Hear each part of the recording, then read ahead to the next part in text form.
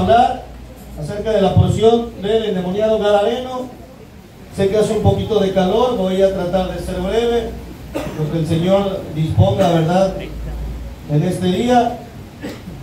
Y como les mencionaba en un principio, bueno, pienso que no hace mucho hablamos de este tema porque mi Biblia no es tan vieja, ¿verdad?, y tengo subrayado muchas partes de esta porción de la Escritura, pero el día de hoy, bueno, el Señor nos trae otro mensaje, ya que hay algo que a menudo la iglesia busca, el creyente, ¿verdad?, o el cristiano busca, pero es difícil a veces de ejecutarlo. Y estoy hablando del cambio. Cuando nosotros hablamos del cambio, entendemos que el cambio es la acción de transformar algo, de convertir o mudar alguna cosa. Eso es lo que significa cambio, ¿verdad? Entonces, cuando nosotros hablamos del cambio, sabemos que los cambios siempre o a menudo en nuestra vida, ¿verdad?, son para bien. Hay gente que cambia su manera de alimentarse, ¿verdad?, y empieza a comer de una manera más sana, con el fin, ¿verdad?, ¿de qué? De tener o mejorar su salud. Hay personas que cambian, ¿verdad?, a lo mejor su manera de vestir. Usted cambia a veces a lo mejor su vehículo porque el otro fallaba mucho. A menudo el cambio siempre es para bien, y nosotros vemos que el cambio está al alcance de nosotros. Usted cambia las cosas muchas veces porque puede, pero en el término eclesiástico o en la vida, vamos a llamarlo así, del congregante, muchas veces el cambio es difícil. ¿Y por qué es difícil? Porque nosotros pensamos que el cambio está al alcance de recibir algo. Yo les puedo decir, he platicado muchas veces con matrimonios, con personas, con hermanos de esta iglesia o de otras, y siempre decimos, es que yo hago esto por mis hijos y ellos no cambian. Le doy todo y no cambian. O a lo mejor en una relación marital, dices, es que yo doy todo de mi parte y mi esposa no cambia, o viceversa, ¿verdad? Yo doy todo de mi parte y mi esposo no cambia. Y pensamos que el cambio puede surgir cuando nosotros damos algo o recibimos algo. Y ese es un grave error dentro de la iglesia. ¿Por qué? Porque muchos conocen la historia del pueblo de Israel. El pueblo de Israel fue libre, ¿verdad?, de Egipto, y a pesar de que Dios, hermanos, hizo un milagro al abrir el Mar Rojo, ellos no cambiaron. Y entonces estudiaba yo y veía una hermana que decía, bueno, el milagro no te hace cambiar, porque a veces tú dices en la iglesia, si Dios sana a mi hijo, yo voy a cambiar mi vida. Pero ¿qué es lo que pasa? Llega la decepción dentro de los congregantes, porque esa persona a lo mejor recibió el milagro, y al paso del día, los meses o los años, esa persona vuelve a sus malos caminos. Y entonces, nosotros poniendo o agarrando el ejemplo del pueblo de Israel, vemos que el milagro no te va a hacer cambiar, que a lo mejor ser próspero o bendecido por Dios tampoco te va a hacer que cambies, porque el pueblo de Dios recibió el maná del cielo, o sea, el alimento, recibió el agua de la roca, salió enriquecido de Egipto, dice la Escritura, pero sin embargo ellos anhelaban volver a Egipto. La prosperidad o la bendición a lo mejor tampoco en tu vida va a ser, hermanos, algo que cambie. Y a veces la iglesia dice, si Dios me diera un mejor trabajo, yo sería diferente, asistiría más a la iglesia, ayudaría más a los hermanos, haría esto, haría lo otro. Vemos que tampoco esa prosperidad o bendición va a hacer que tú cambies. Si nos vamos al tema de sanidad o protección, la Biblia dice que el pueblo de Dios, cuando vino el ángel de la muerte en las plagas, ¿qué hizo Dios con su pueblo, hermanos? Lo resguardó, y ellos no fueron tocados por la muerte de los primogénitos, por las plagas, etcétera, etcétera, pero tampoco eso hizo a ellos cambiarlos. O sea que a lo mejor la sanidad, ¿verdad?, que tú estás buscando para servirle a Dios y ser como Dios quiere, tampoco va a lograr que tú seas como Dios lo está pidiendo. ¿Por qué?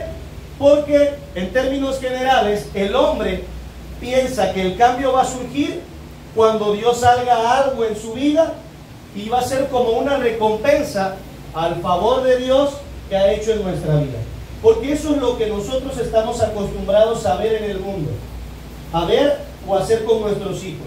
Tú le dices a tu hijo: yo voy a cambiarte o quitarte el castigo si tú haces esto, si tú me haces lo otro.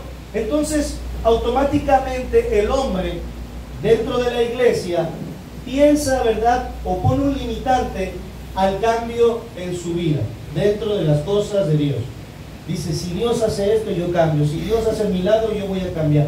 Porque muchos hacemos promesas a Dios que si Dios hace esto, nosotros haríamos lo otro. Pero la Biblia nos enseña que Dios nos manda primero a hacer lo que Él pide para después recibir lo mucho que Él tiene para nosotros. Entonces, la historia del día de hoy se trata del endemoniado gadareno. Y más que todo lo que rodea esa historia, quiero hablar del cambio que pudo tener este personaje.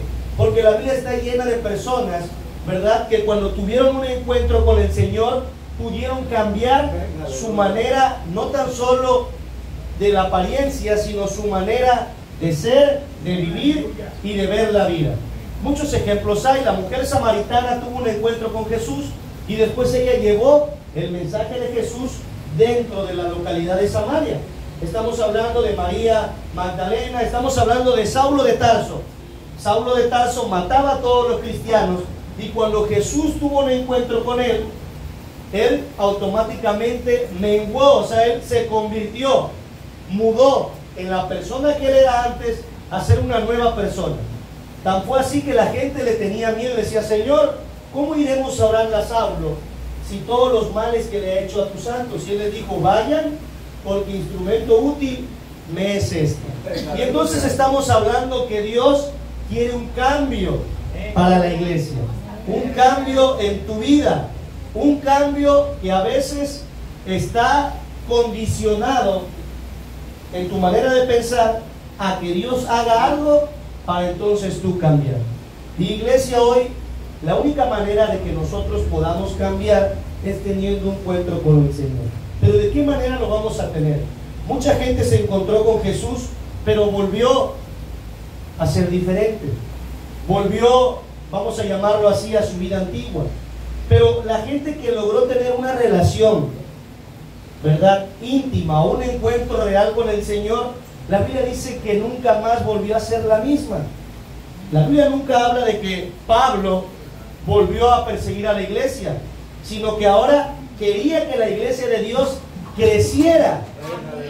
Y entonces la Biblia dice en 1 de Pedro que nosotros no tenemos que vivir con nuestros deseos del pasado, sino vivir conforme a la vida que Cristo tiene para nosotros.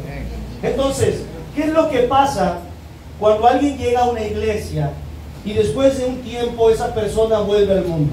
El hermano a lo mejor que recogía la ofrenda, el que le tocó predicar durante mucho tiempo, a lo mejor el edita que tocaba la guitarra, inclusive el hermano que usted veía más firme. Decimos: ¿qué es lo que pasa? ¿Será que la palabra del Señor haya fallado? ¿Será que Dios no tuvo el poder para cambiar al hermano? ¿Será que a lo mejor Dios tiene un amor especial por otros? Y a lo mejor a mí no me ama tanto, pero como a este sí le ama más, lo puede cambiar. Intuitivamente nosotros lo que hacemos es culpar a la iglesia, a la Biblia, o muchas veces en un caso más grave a Dios. Y decimos: es que Dios no lo pudo cambiar. Es que ¿por qué Dios no hizo esto? ¿Por qué? Porque nosotros tenemos un límite que condiciona nuestra vida, nuestra entrega, nuestro testimonio dentro de la iglesia. Muchas veces si las cosas van bien o si me está yendo bien a mí. Es como si veo que la iglesia va bien, estoy muy favorecido, me alegro, le quiero servir a Dios, pido a todas las oraciones, pero si algo pasa en mi vida automáticamente me aíslo, me aparto, ya no creo, me aburro. Y entonces lo que la Biblia nos indica, ¿verdad?, reflejando, viendo nuestra vida, es que no ha habido un cambio en nosotros real, que hemos sido o tomado decisiones emocionales y no decisiones racionales. decisiones en las cuales nuestra lógica actúe diciendo, soy una nueva criatura, Dios me ha hecho alguien distinto. Por eso dice la Biblia así: las cosas viejas pasaron, he aquí todas son hechas nuevas. Y vamos a analizar qué fue lo que pasó con este personaje. Vamos a ver cómo empezó el cambio en él. Porque, ¿cómo empezaría un cambio en un creyente, hermano Pablo, para ti? Empezaría complicado, profundo, o sea, Es profundo. ¿Qué quiere decir usted, hermanito? La persona se convierte, dice el hermano. Pero es que un cambio debería ser, o debe ser, como la Biblia dice, es un cambio total, radical. Por eso hay unos que cantan, Señor, hazme radical, como el águila, ahora. Porque Dios tiene que cambiar toda la esencia de nosotros. Pero la iglesia muchas veces permite que Dios cambie ciertas, vamos a llamar así, áreas de nuestra vida. Y entonces yo digo, yo sí cambio porque yo ya no soy grosero. Y antes, hermano, era yo groserísimo. Señor, hermano, yo ya cambié porque yo antes tomaba y ahora ya no tomo. Y entonces nuestro cambio para servirle a Dios se limita en lo que nosotros pensamos que hemos cambiado. Pero Dios a este hombre lo cambió totalmente. Primero dice la Biblia que este hombre salió a un encuentro con el Señor, en el versículo 2, porque él estaba en los sepulcros. Era un hombre con un espíritu inmundo que tenía su morada en los sepulcros y nadie podía atarle, ni aun con cadenas, porque muchas veces había sido atado con grillos y cadenas, mas las cadenas habían sido hechas pedazos por él y desmenuzado los grillos, y nadie le podía dominar. Y siempre de día y de noche andaba dando voces en los montes y en los sepulcros, hiriéndose con piedras. Esa era la condición del hombre. Era un hombre que andaba todo el tiempo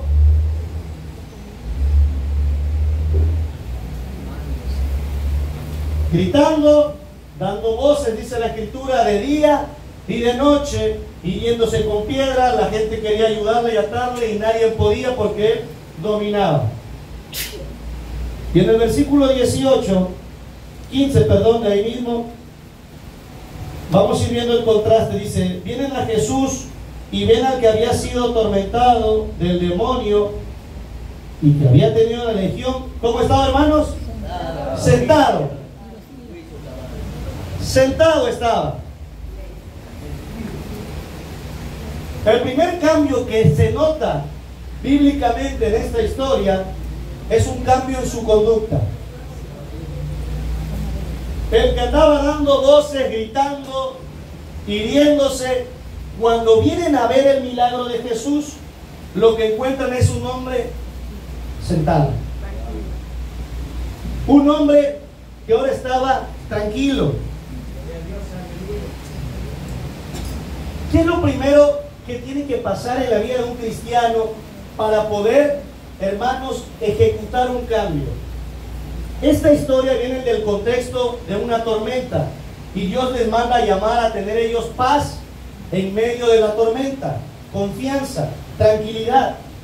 Lo primero que tiene que tener en esencia un cristiano para cambiar es tener paz. Filipenses 4 dice, y la paz de Dios que sobrepasa todo entendimiento, sí guardará nuestros corazones y vuestros pensamientos en Cristo Jesús. Para que haya un cambio, primeramente en tu conducta, la Biblia te manda que estés en paz. ¿Y en paz con quién, hermanos? Vamos a ver lo que dice Romanos 5 y Romanos 12. Romanos 5, 1 y 2 y Romanos 12, 18. A ver quién la puede tener y le puede dar lectura. Romanos 5, 1 y 2. A ver, hermana Citlali. Dice la palabra de Dios: justificados pues por la fe, tenemos paz para con Dios por medio de nuestro Señor Jesucristo, porque también tenemos entrada por la fe a esta gracia en la cual estamos firmes y nos gloriamos en la esperanza de la gloria de Dios. Amén. Amén. Romanos 5 dice, por medio de la fe tenemos paz. ¿Con quién, hermanos? con Dios. Y cuando hablamos de paz, en el diccionario dice que la paz es la ausencia de conflictos. La paz es tener una relación íntima, confiable con alguien o con algo. Entonces dice, la fe hace que nosotros tengamos paz con Dios, que no tengas conflictos con Dios, que no estés altercando tú con Dios. Para cambiar tu conducta primero tienes que tener paz. No decirle, Señor, es que tú tienes que hacer esto y tú debes de hacer lo otro, porque a veces en lugar de tener paz y estar sentados con el maestro, nosotros estamos como aquel hombre, dando voces y gritos de día y de noche, de desesperación, de angustia, de aflicción. No quiero decir que no venga usted a Dios con un corazón derramado, pero es cómo estás tú haciendo tu clamor para con Dios. Un clamor de aceptación o un clamor a veces de reclamo al Señor. Porque eso es lo que pasa. Muchos creyentes no tienen paz con Dios, porque siempre estamos en conflictos en nuestra mente y en nuestro corazón con Dios. Romanos 12, 18, ¿qué dice? ¿Quién lo tiene por ahí? A ver, hermanito Juan.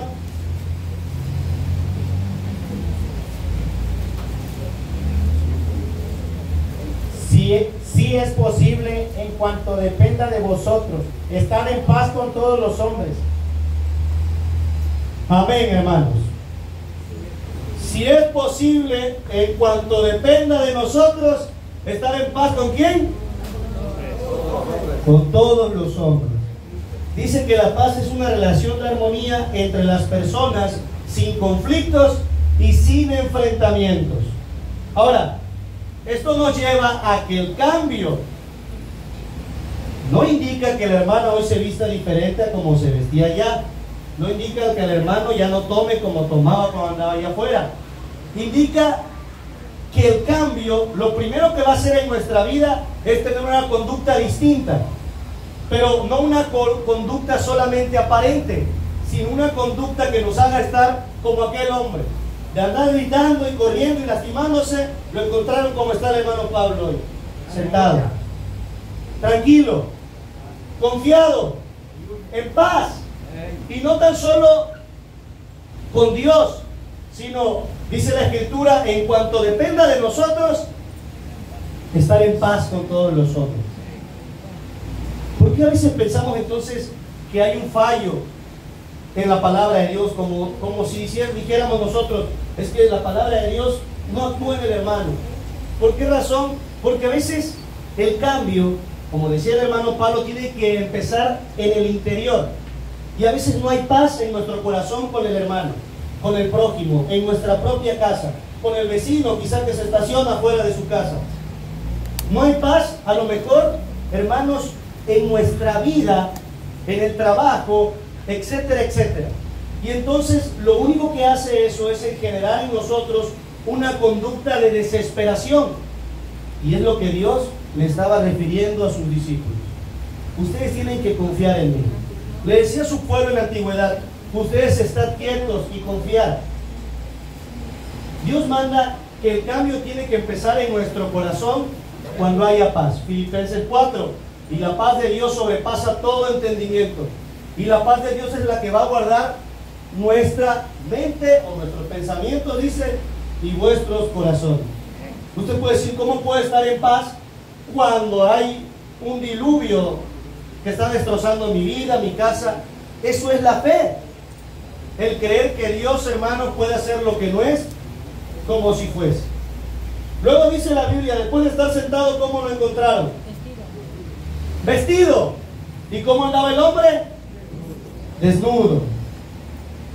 Y es que si nosotros leemos literalmente, pues la Biblia es muy clara. Dios cambió la condición de este hombre, hizo un milagro, lo liberó de las fuerzas del maligno, pero ahora vemos que de estar desnudo estaba vestido. Imagínense ese hombre sentado y vestido. Ahora vamos a hablar de los cambios aparentes de los que empecé hablando.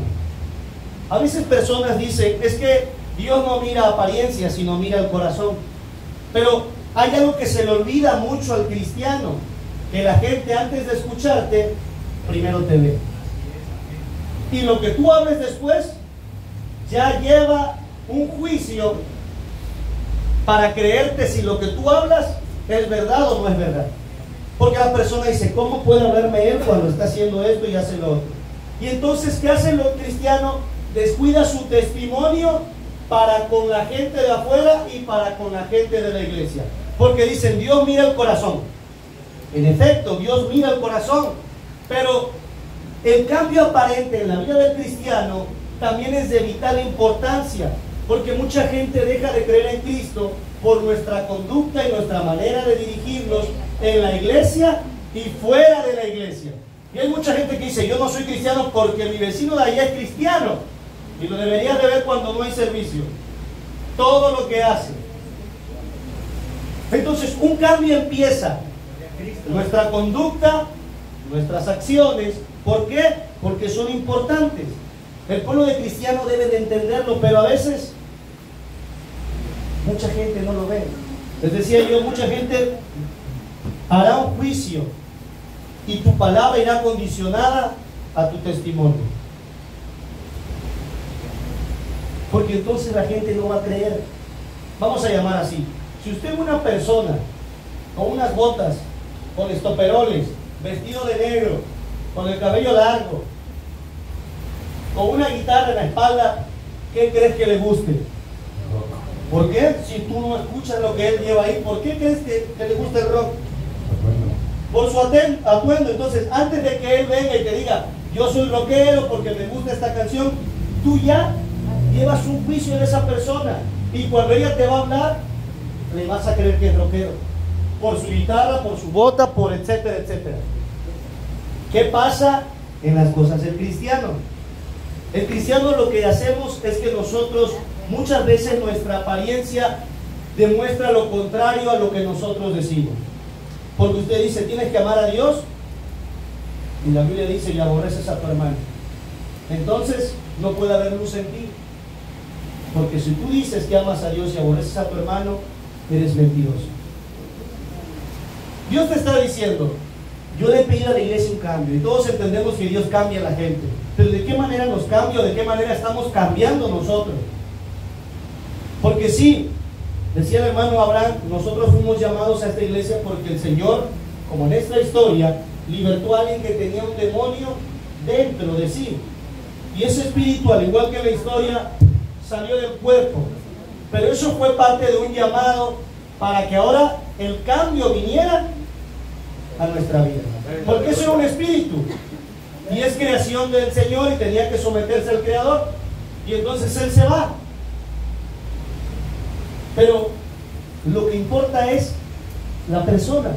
Y ese cambio a muchos nos ha tomado 10 años y no lo hemos logrado hacer. A otros les ha costado 5 años, 6 años, y a lo mejor a algunos nos tome todo el tiempo que nos resta de vida. ¿Saben por qué?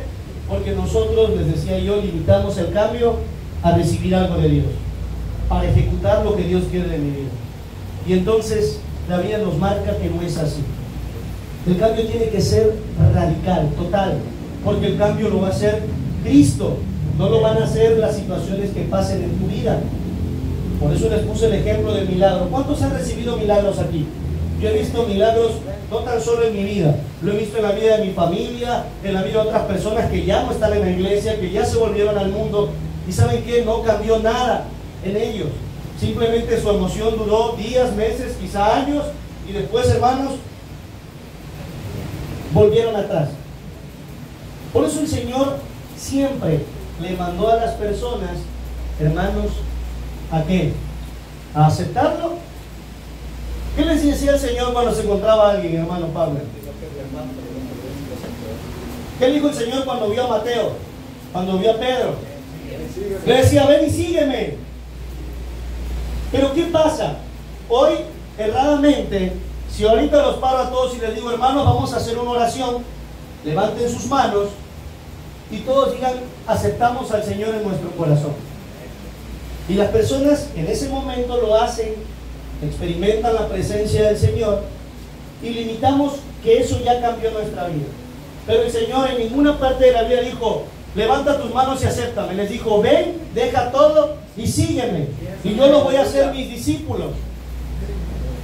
implicaba un cambio. Nunca le dijo, mira Pedro, vas a seguir siendo pescador, pero también quiero que me sigas. Le dijo, deja todo que yo te voy a hacer pescador de hombres. Le dijo Mateo, deja los impuestos, ven a mí. Le dijo al joven rico, vende todo y sígueme. Por eso decimos, Jesucristo no es religión, Jesucristo es un cambio de vida. Y es fácil expresarlo, externarlo. Lo difícil es vivirlo. Porque nada serviría que asistamos a todas las iglesias, que conociésemos toda la Biblia, que fuera yo el que predico, si la palabra de Dios no está haciendo o logrando un cambio en mi vida. El cambio tiene que actuarse, tiene que ejecutarse dentro de nuestra vida y dentro de la iglesia. Porque si no, hermanos, no vamos a lograr alcanzar, ver o entender el propósito que Dios tiene para ti y para mí. Por eso, hermanos, que nos basamos en la doctrina que más nos convenga. Nos excusamos o nos escudamos, hermanos, ¿en qué? En un versículo. Y lo abrazamos. Y decimos, Dios dijo que soy salvo y ya soy salvo.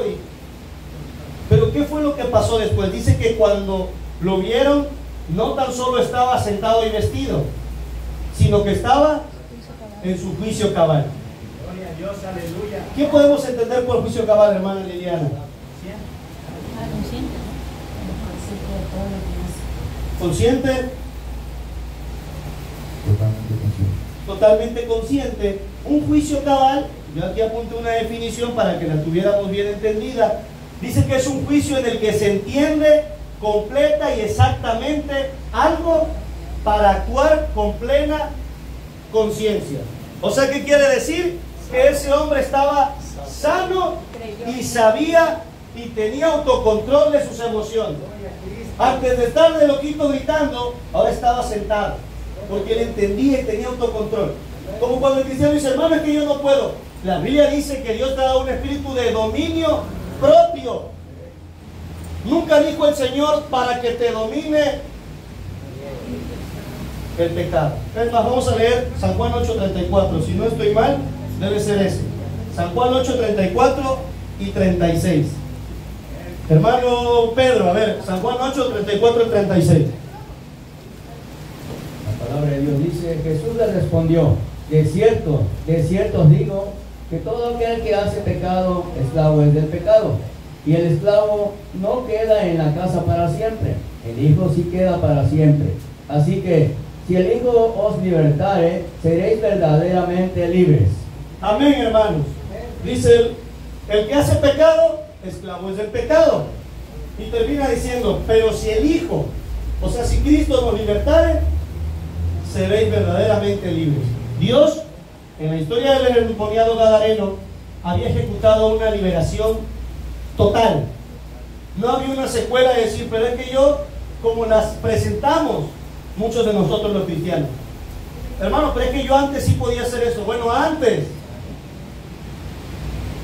es cuando tú tienes un criterio correcto y has entendido el por qué has sido llamado a la iglesia. Es cuando tienes el control. Es cuando tú ves tu condición. Es cuando tú eres tu propio juez y ves y dices, Señor, yo estoy mal en esto. Estoy en mi total conocimiento que mi forma de actuar y de vivir el Evangelio, Señor, es incorrecta. Así se encontraba él, en su juicio cabal. Tenía entendido lo que Dios había hecho en su vida. Tenía autocontrol. Ya no andaba él gritando como loquito, no. Porque él había sido libre por el que nos ha libertado a todos y cada uno de los que aceptamos venir a su camino. ¿Qué es lo que pasa? Cuando tú te vuelves tu propio juez, la Biblia dice que tienes un abogado. ¿Quién es? Pero cuando tú te vuelves tu propio abogado, la Biblia dice que también hay un juez que se llama Cristo. ¿En qué posición te encuentras tú y yo? ¿Qué excusas presentas tú para defenderte delante de Dios el por qué no has cambiado tu vida? Automáticamente te vuelves tu abogado y dices, Señor, es que yo no cambio porque no creo en el vaso, porque en la iglesia hace mucho calor, yo no creo porque el hermano va y viene, y yo no creo. Te estás volviendo tu propio abogado. Y entonces vamos a caer en manos del gran juez, el que va a juzgar a vivos y muertos, grandes y pequeños, esclavos y libres. Pero cuando tú te vuelves tu propio juez y dices, Señor, yo no creo porque mi corazón está duro, porque ando en los afanes, porque ando en la vanidad, porque ando en la vanagloria, porque... Entonces dice la Biblia que tenemos abogado, que se llama Jesucristo, el cual intercede por nosotros delante de Dios. El Espíritu Santo, cuando tú dices, Señor, como el publicano dice, Señor, soy pecador, ten misericordia de mí. La Biblia dice que juicio sin misericordia se hará con aquel que no tenga misericordia. Pero dice, pero debes de saber esto, dice Gálatas, la misericordia siempre triunfa sobre el juicio. Entonces, un cambio en nuestra vida implica muchas cosas que no hemos dejado nosotros de hacer. Muchas cosas que no hemos sacado de aquí. El endemoniado Gadareno me ha dicho, sí, Señor, tú ya me libertaste, pero a mí me gusta vivir en el sepulcro. Señor, ya, mira, ya no estoy gritando como loco, pero a mí me gusta estar desnudo. Suena algo ilógico. ¿Por qué la Biblia, si Dios nos libertó, si bajamos a las aguas, si hemos dicho que le servimos toda la vida, seguimos viviendo en mentira? Seguimos aborreciendo a las personas, seguimos viviendo en pleitos, chismes, envidias, celos, contiendas. Es como si el Gadareno se hubiera regresado a su condición pasada. Entonces, la palabra cambio dentro de la iglesia es una palabra que abarca tantas áreas de nuestra vida que a veces no logramos nosotros realmente discernir. De decir, si Dios me ha cambiado, así venga Pablo y me pegue 5 veces y hable de mí, yo no voy a perdonar, yo le voy a seguir amando. Si me pide ayuda, yo lo voy a ayudar, porque ese es el cambio que Dios les decía. ¿Qué pasó con los discípulos cuando el Señor fue crucificado? ¿Qué hicieron? Volvieron a sus labores, volvieron a pescar, dejaron de hacer lo que Dios les había dicho. Y entonces el Señor, el Maestro, vino otra vez a ellos. Y Pedro dice, tuvo miedo y se vistió porque estaba desnudo. Dijo, ¿eres tú, Maestro? Y él empieza a hablar con ellos. Le dice, ¿me amas? Apacienta mis corderos. Y se pone a asar un pez y les da de comer y les dice que no los va a dejar solos, que él estará con ellos. Y ellos tenían miedo. ¿Por qué, hermanos? Porque en ese momento vivían como el pueblo de Dios vivió cuando fue libre de Egipto, y vivían como muchos de nosotros hoy tristemente vivimos. Una vida emocional, una vida carnal, una vida superficial, una vida que no tiene más alcance de la bocina. Un llamamiento que dura mientras todo vaya bien. Un llamamiento. Si yo le preguntase, ¿qué haría usted si vio que la tormenta se paró, que el mar rojo se abrió, que descendió pan del fuego, que descendió una columna de fuego, si vio que resucitaron muertos, se curaron leprosos, oyeron los sordos, los ciegos vieron, resucitó Lázaro que tenía 4 días muerto? Usted dice, hombre, hermano, si eso pasara en la iglesia, yo aquí estaría cada domingo. Pero quiero decirle que no es cierto, porque eso pasa todos los días. Espiritualmente muchos estamos ciegos porque no vemos, otros estamos sordos porque no escuchamos. Se nos quita el apetito de las cosas del Señor. Y entonces, hermanos, caemos en que nuestro cambio no va más allá, porque hay demasiadas excusas que podemos presentarle nosotros a Él para decirle, Señor, defiendo mi postura. Entonces este personaje ya había cambiado su conducta, había cambiado, hermanos, su apariencia, había cambiado sus emociones, hermanos, o sea, su mente, su manera de pensar. ¿Por qué creen que la Biblia nos manda a decir que tengamos la mente de Cristo. Si yo le digo, ¿cuánto tiene la mente de Cristo? Muchos me van a decir amén. Y desde que decimos amén, ignoramos que amén significa así sea o así es. Porque no es así. ¿Cuántas veces Cristo iba a estar peleando con el hermano, aborreciendo al otro, discutiendo? O teniendo celos de otra iglesia, diciendo es que en aquella iglesia, si le decían, Señor, por allá están hablando en tu nombre, ¿quieres que vayamos y lo traigamos? Hey, el que no recoge conmigo desparrama, déjenlo. Nunca hizo divisiones, ¿no? El Señor le decía, aprender de mí, que soy manso y humilde de espíritu. Soy manso, humilde. Entonces la Biblia nos manda a tener la mente de Cristo. Este personaje había cambiado su mente. Tenía un juicio cabal. Estaba consciente para qué Dios lo había mandado. ¿Cuántas veces ha hablado usted con su hermano, quizá con su esposa, y dicen, es que Dios tiene algo grande para nosotros? Es que, hermano, Dios tiene algo para ti, hermano. Es que sí, pero yo ya no soporto a la hermana, yo ya no soporto tanta desempleo, no soporto la enfermedad de mi hijo.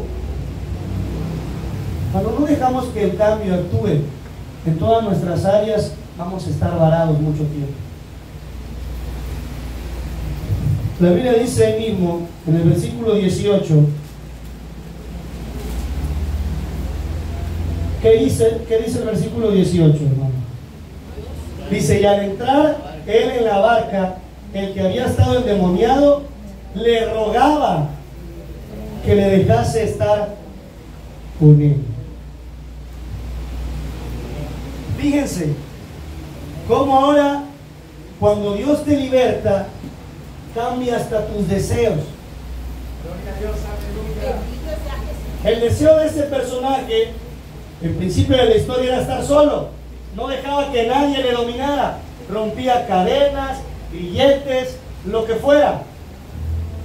Pero ahora, cuando Dios le cambió su conducta, su mente, su apariencia, adelante, hermanito, dice que le rogaba y le decía, Señor, déjame estar contigo.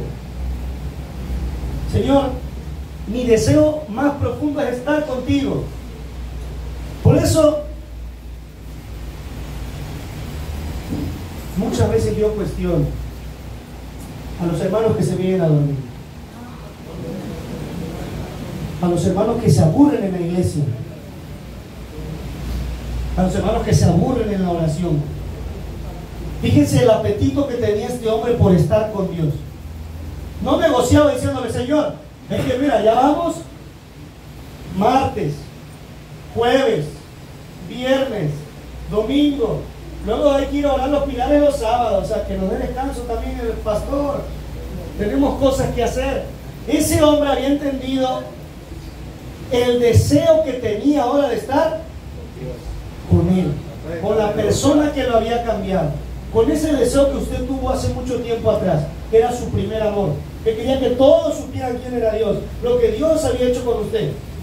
Pero ¿sabe qué? Que usted no dejó que ese cambio fuera radical, sino que fuera temporal. ¿Por qué? Porque las aflicciones del mundo, porque las tormentas de la vida, porque las situaciones contrarias, lo que le hicieron a usted es dejar de creer que Dios puede hacer algo. Es como cuando Dios le prometió a su hijo, a Abraham. Él decía, Señor, o sea, tú me das la promesa, pero Sara está vieja, yo estoy viejo, de aquí a que llegue la respuesta, mejor me llego a la sierva. Y tuvo a Ismael. Porque nosotros pensamos que Dios, hermanos, está actuando en un tiempo que nosotros no vamos a lograr a veces ver. Decimos, sí, yo creo en Dios, sé que está cambiando mi vida. Y cambiamos y cantamos, perdona, de cambia, Señor, cambia mi vida, limpia mi corazón. Pero tenemos el deseo, como este hombre, de rogarle al Señor. Haga un balance. ¿Cómo estaba su vida cuando no conocía a Cristo? Dice que nosotros estábamos vacíos, desordenados, estábamos muertos en nuestros delitos y pecados. Pero Dios tuvo misericordia y nos llamó, dice, de las tinieblas a su luz admirable. Porque Dios hace lo que no es como si fuera. Porque servimos a un Dios de lo imposible.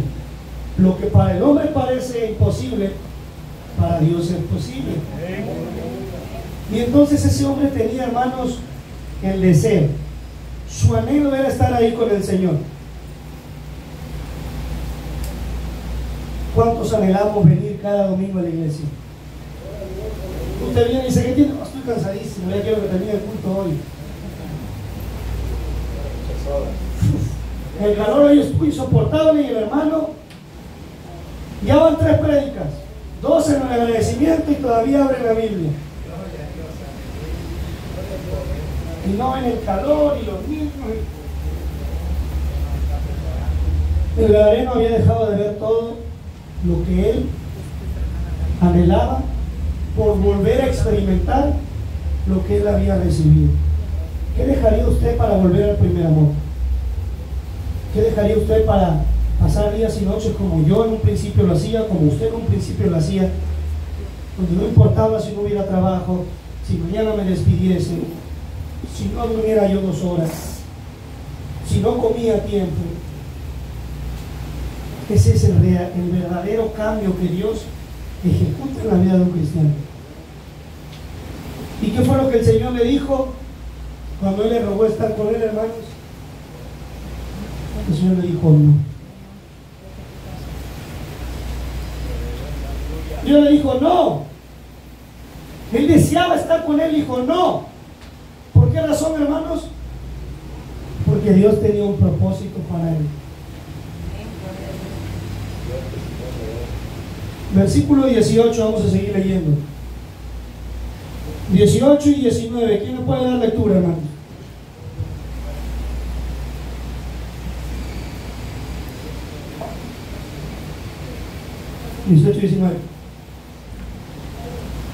Al entrar él en la barca, el que había estado endemoniado le rogaba que le dejase estar con él. Mas Jesús no se le permitió, sino que le dijo: vete a tu casa, a los tuyos, y cuéntales cuán grandes cosas el Señor ha hecho contigo y cómo ha tenido misericordia de ti. Ahora Dios le estaba dando a él, hermanos, el propósito por el cual él había sido liberado. ¿Cuál es el propósito para que él dejara de sufrir? Quiero pensar que él tenía familia. ¿Cuál era el propósito para que él ya no gritara? Porque a veces tú dices, Dios me llamó aquí para que yo fuera sano. Para eso era. Dios le dijo, yo no nada más vine a sanarte. Yo vine para que anuncies cómo he tenido misericordia. Para que vayas y le cuentes a tu casa, para que cuentes en toda la aldea cuán maravilloso y poderoso soy yo. ¿Para qué nos ha traído Dios a esta iglesia? Usted dice, yo estoy aquí porque Dios tenía el propósito de sanarme. Eso iba dentro del llamado. Pero el propósito que todos tenemos es ir y anunciar las maravillas y la misericordia que Dios tiene por todos nosotros. El versículo 20 que dice, hermanos, y se fue y comenzó a publicar en Decápolis cuán grandes cosas había hecho Jesús con él, y todos se maravillaban. Dice, y él se fue y comenzó a publicar en Decápolis cuán grandes cosas había hecho Jesús con él, y todos se maravillaban. Él no se desanimó porque Jesús dijo, no vayas conmigo, sino que ejecutó el propósito que Dios tenía. Y dice que cuando fue libre, fue a publicar a Decápolis lo que había hecho Jesús con él, y toda la gente que hacía se maravillaba, hermanos, porque el propósito de Dios se había cumplido. Porque ahora la gente del mundo, antes de maravillarse de la iglesia, vitupera el nombre de Cristo. ¿Saben por qué? Porque el cambio no se ha ejecutado en nuestras vidas. Tampoco dice la Biblia que Él volvió nuevamente a ser el mismo, o que volvió a agarrar su camita en el sepulcro, no. Él dice que fue a publicar lo que Dios había hecho en su vida. La pregunta es, ¿por qué de ver tantos milagros? ¿Por qué después de ver tanto poder que Dios ha derramado? ¿Por qué muchas veces nosotros volvemos a nuestro viejo hombre? Seguimos con esas dificultades que a veces no nos gusta a nosotros dejar, hermanos. ¿Por qué razón? Porque como cada una de esas etapas del cambio de este personaje, a veces nosotros no logramos que el cambio sea total. A lo mejor muchos han cambiado su apariencia y les puede servir, pero yo he visto mucha gente vestida con decoro, que lo que sale de su boca simplemente es para lastimar a las personas y no para glorificar a Dios. Y también he visto mucha gente que no asiste a una iglesia, hermanos, ser una muy buena persona. Cuando Dios liberta de una manera total, para que nosotros estemos preparados para todo, dice la Escritura. La palabra del Señor es útil para instruir, redarguir, corregir en justicia, a fin de que el hombre de Dios esté preparado para toda buena obra. El cambio tiene que ser aparente en nuestra conducta, en nuestra mente, en nuestros deseos y en nuestros objetivos y propósitos que tenemos dentro de la iglesia. A veces nos preocupamos más por mejorar cosas terrenales y no por mejorar nuestra relación entre los 50 que estamos aquí, o por llevar palabra a las personas de allá. Estamos atemorizados. Decimos, es que bueno, tiene que hablar el hermano Jacob porque él sabe más. No es cierto.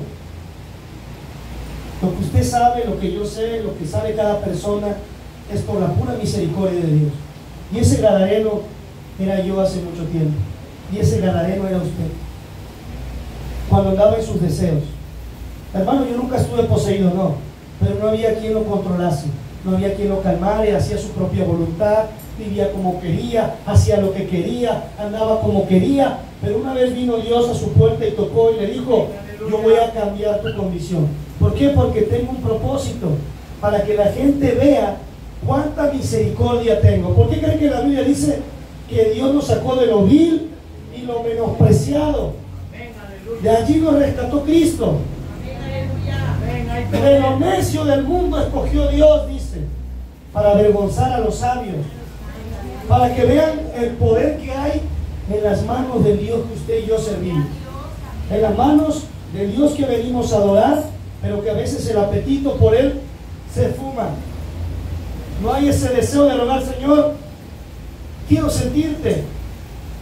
Mi cambio tiene que ser radical. Yo tengo bien claro que yo he sido llamado aquí no para ponerme triste cuando no viene alguien, no para decepcionarme cuando alguien peca, no, para que la gente vea cuán grande es tu nombre, cuánta misericordia tienes tú de las personas. Por eso el apóstol Pablo mandaba a la iglesia a madurar en la fe.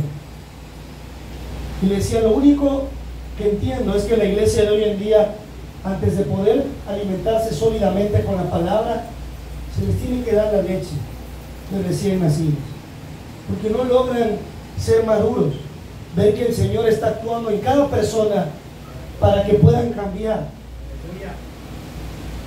Usted y yo tenemos que tener claro que no vamos a cambiar a la gente.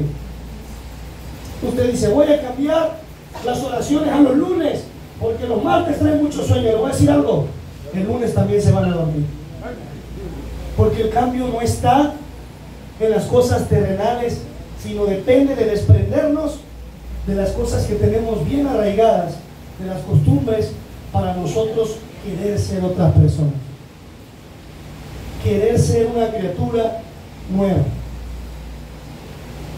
Nadie va a cambiar eso, hermanos, cuando usted realmente disponga a hacerlo. Hay un ejemplo claro, y muchas personas lo dicen. Cuando Jesús estaba en la cruz, La gente le decía a Jesús, baja de la cruz, bájate de ahí. Satanás incitaba a las personas a que Jesús no hiciera el cumplimiento de entregar su vida para él volverla a tomar. Pero la voluntad de Jesús era radical. Él había decidido estar en esa cruz. Y decía a un hermano, ¿por qué la gente no le dijo a los ladrones, bájense de la cruz? ¿Por qué le decían a Jesús? Porque el diablo siempre va a querer tumbar la voluntad que tú tienes de obedecer a Cristo. Ellos estaban porque eran culpables, pero Jesús estaba por voluntad propia. Y la Biblia dice que era maldito todo aquel que era colgado en un madero.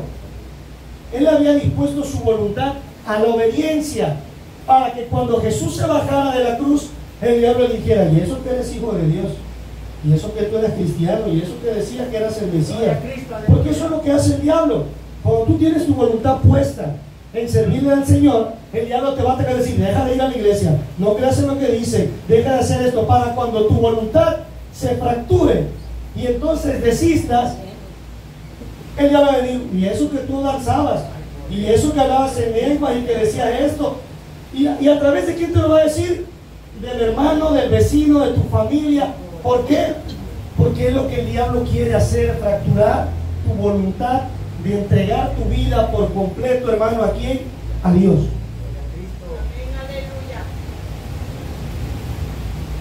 Y el cambio va a ocurrir cuando le digas al Señor, Señor, hágase conmigo conforme a tu voluntad y no a la mía. María decía, Señor, hágase con tu sierva conforme a tu palabra. Los profetas decían, Señor, heme aquí, envíame a mí, yo iré por aquellos que van sin ti. Cuando la gente le decía, Señor, mi voluntad no me pertenece, sino que yo quiero cumplir tu voluntad. No hay historia en la Biblia que el cambio de esa persona no haya sido para mí. Es que todo depende de aquí y de aquí. Hay mucha gente allá afuera que también hizo el cambio que usted presenta en la iglesia, la apariencia. Hay mucha gente que tampoco toma y no pertenece a una iglesia. Hay mucha gente que tampoco miente y no pertenece a una iglesia. Pero el cambio total de un cristiano, como decía el hermano Pablo, el ver a un rockero tan solo por lo que él demuestra, sin conocerle, sin platicar con él, es porque desde que uno lo ve, se nota que su vida ha cambiado. Que cuando la gente nos vea allá afuera, realmente pueda percibir en la vida de nosotros un cambio de misericordia para las personas. Porque más que levantar una mano en la oración, más que decir acepto a Jesús, hermanos, es seguir a Jesús. Es seguir a Jesús.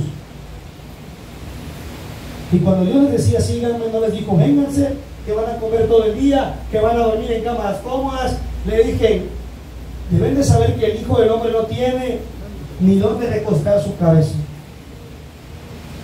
Y también les voy a decir esto, en el mundo vendrán aflicciones, pero confíen, estén en paz, porque yo he vencido al mundo. El mundo los va a aborrecer, pero si el mundo los aborrece, sepan que a mí me aborreció primero.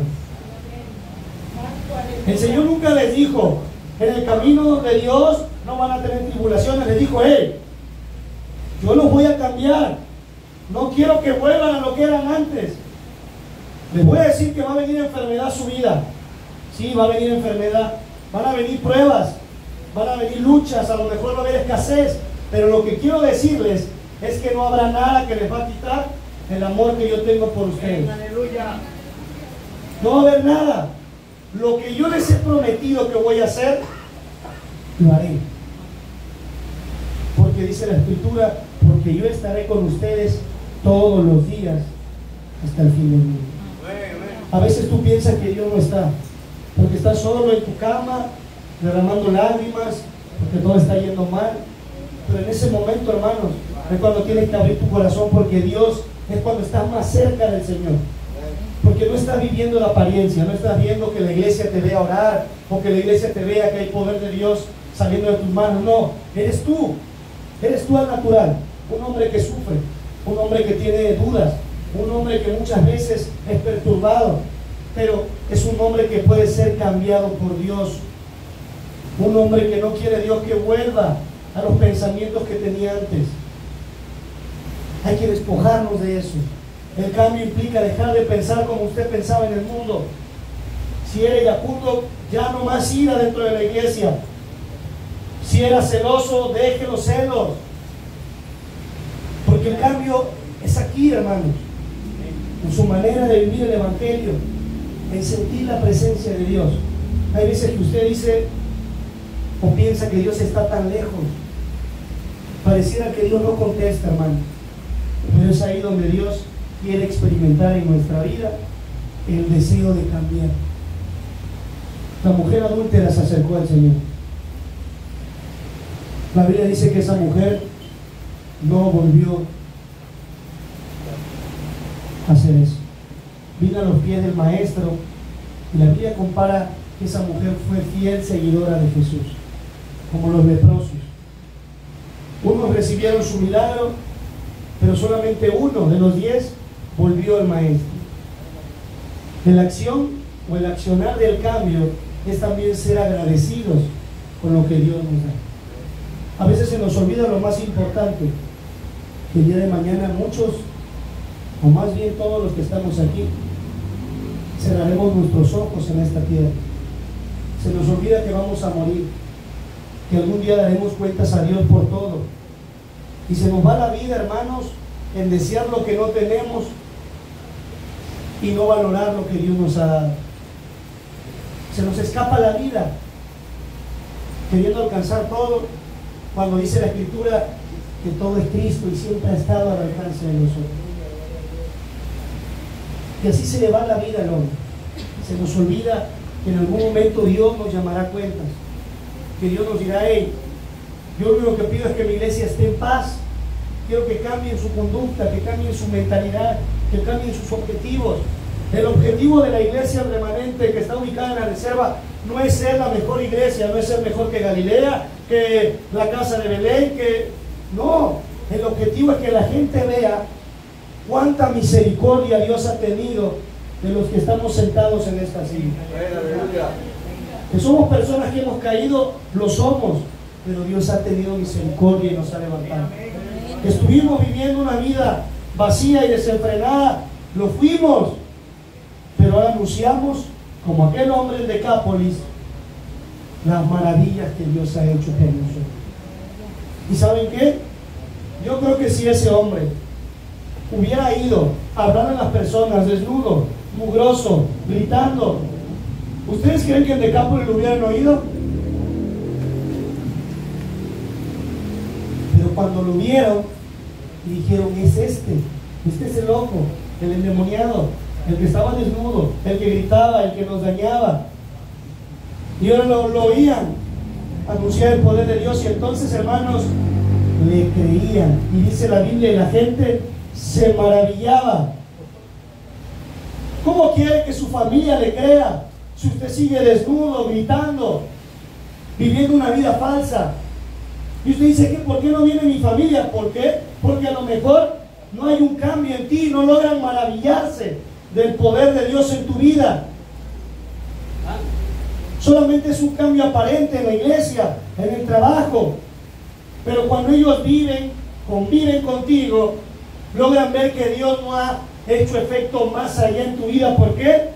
Como les dije a un principio, no porque Dios no pueda o tenga el poder de transformarte, no porque la palabra de Dios se haya equivocado o haya fallado, o no porque Dios te ame menos, es porque tú estás amando poco a Dios. Dice la Escritura: si me amáis, guarda mis mandamientos. Y si guardas mis mandamientos, yo haré misericordia de ti a millares. Pero todo se basa en la esencia del querer. A Jesús nadie lo movió de su voluntad. Que no haya nada que lo mueva de su voluntad de entregársela a Dios en este lugar, hermano. Porque el objetivo es primordial. Por eso el Señor dijo: id y hacer discípulos, y me seréis testigos. ¿En dónde? En tu casa nada más, y en la iglesia los domingos. En la acción de gracias que des, ahí vas a ser testigo. No, eso dijo: y me seréis testigos en Judea, en Samaria, en Jerusalén. Y le dice: y en todos los confines de la tierra seréis testigos de mí, anunciando mi poder. ¿Qué anuncia la gente hoy? Tristemente decimos: en aquella iglesia es solo Jesús, aquellos es una secta, en aquella fulanito es pecador, en la de allá no te vas a llenar del Espíritu, en la de acá no te... En aquella iglesia hay un hermano que era drogadicto y Dios lo levantó. En aquella había alguien que era brujo y Dios lo restauró. En aquel lugar alguien estaba divorciado y Dios restauró su matrimonio. En aquel lugar alguien tenía cáncer y Dios lo levantó. Eso es lo que Dios nos manda a hablar, a anunciar sus maravillas, para que la gente entonces se maraville del poder de nuestro Dios. Pero hoy usted y yo hemos decidido que el cambio no es tan importante. Hemos decidido diciéndole: Dios, hazlo tú, y no nosotros hacer algo.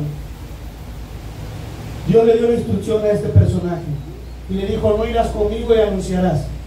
La decisión de obedecer estuvo en él, porque también tenía o podía decidir regresar a su condición. Pero cuando el cambio es con un encuentro con el Señor, hermanos, tu vida es totalmente diferente. Por eso Dios cada domingo quiere hablarte. Por eso muchas veces a través de un vaso te da un mensaje. Por eso a través de una palabra el Señor te dice, a través de una oración, pero muchas veces tú ignoras el querer tener un encuentro con Él. No te preparas para venir a recibirlo.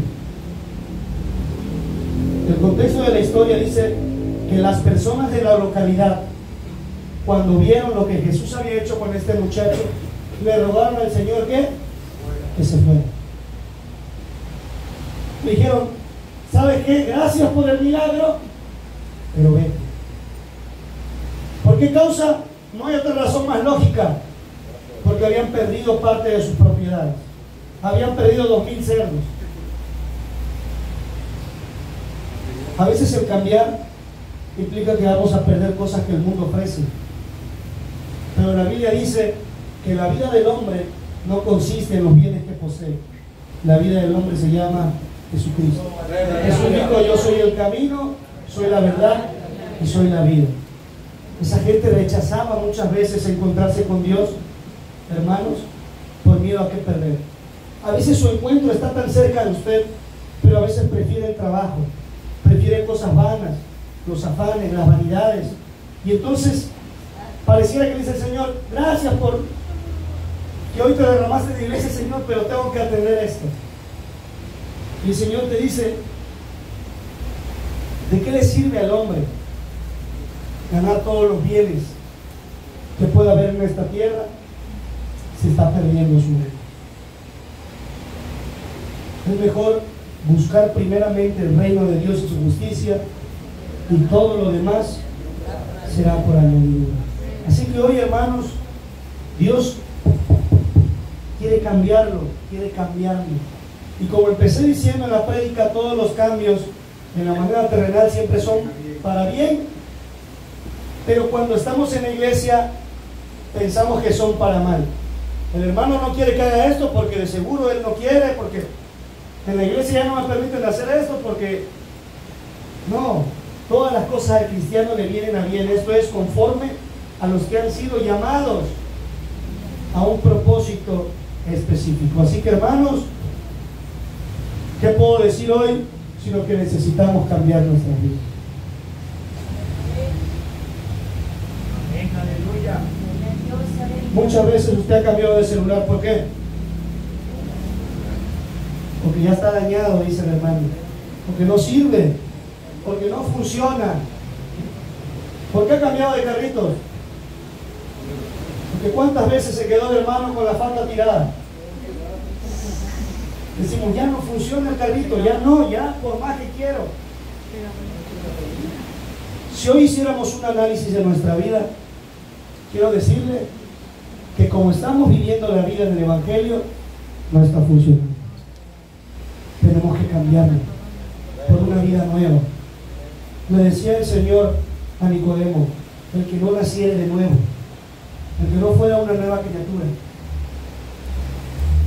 es como Dios te restaura, es como Dios te dice, quiero que salgas de esa condición que tienes para que seas distinto. ¿Qué hizo el Señor cuando logró tocar la vida de Zaqueo, hermanos? ¿Alguien conoce la historia? ¿Qué dijo Zaqueo?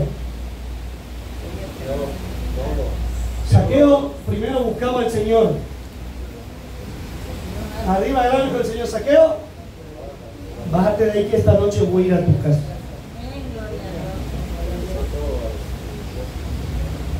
Y Zaqueo hubiera dicho: wow, Señor viene a mi vida, qué maravilla, todo va a ser de bendición. Pero al tener una relación Zaqueo o entender el propósito, vio que lo que él estaba haciendo estaba mal. Digo: Señor, le regresaré a todos, a cada uno, más de lo que yo les he quitado. Entendió que tenía que cambiar su manera de vivir. Como cada domingo cuando alguien predica, o el jueves, Dios nos exhorta para que nosotros cambiemos para bien nuestra vida. Que algo que se haga en una prédica sea edificante para mi vida, para decir: Señor, ese soy yo. Yo necesito cambiar y que tú tengas misericordia de mi vida, porque ha pasado el tiempo y no he logrado hacerlo. Mientras no suceda eso, hermanos, nosotros vamos a estar propensos a fallar en muchas áreas de nuestra vida, en nuestra mente, en nuestro testimonio, en nuestros objetivos, en nuestra conducta. Y entonces es cuando seremos un creyente a medias, un creyente, como la Biblia lo determina, tibio, ni frío ni caliente. Por eso hay que vivir pensando con una mente renovada. Vamos a terminar con 1 de Pedro. ¿Quién me puede leer 1 de Pedro?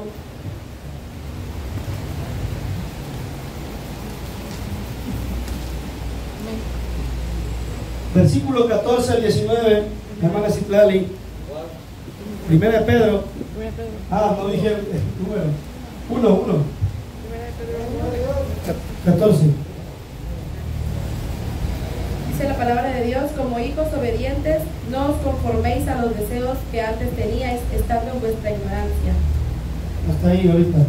Dice: como hijos obedientes, no os conforméis a los deseos que teníamos antes. ¿En qué, hermanos? En nuestra ignorancia. Pero como ya tienes la mente de Cristo, estás en un juicio cabal, te dice el Señor: no vivas en los deseos de antes. Colosenses dice: si habéis resucitado con Cristo, buscad las cosas de arriba, donde está Cristo, las cosas celestiales, no las terrenales, porque las cosas terrenales son temporales, pero nosotros buscamos unas que son eternas, dice la Escritura. ¿Qué sigue diciendo ahí 1 de Pedro?